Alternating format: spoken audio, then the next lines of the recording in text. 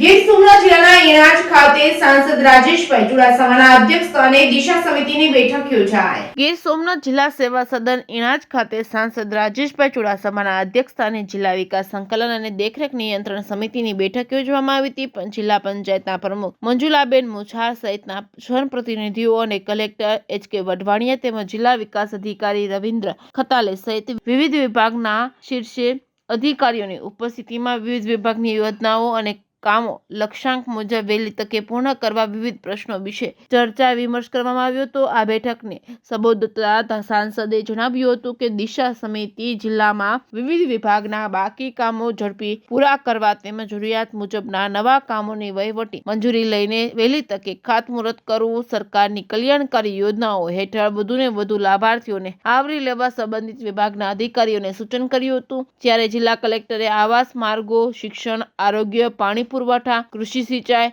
વીજ પુરવઠો, પશુપાલન, જળસંચય, આદિજાતિ કલ્યાણ સહિતની યોજનાઓ અને ક્ષેત્રોમાં થયેલી કામગીરીની વિસ્તૃત ઝીણવટપૂર્વક સમીક્ષા કરી અમલીકરણ અધિકારીઓને જરૂરી સૂચનાઓ સાથે માર્ગદર્શન પૂરું પાડ્યું હતું। જિલ્લા વિકાસ અધિકારીએ જણાવ્યું હતું કે ગ્રામ્ય વિસ્તારમાં નવી આંગણવાડીઓ બનાવવાની કામગીરી વહેલી તકે મંજૂરીઓ સહિતની કામગીરી પૂર્ણ કરી કામ ચાલુ કરવા જણાવ્યું હતું। રિપોર્ટિંગ બાય દેવા રાઠોડ, સોમનાથ।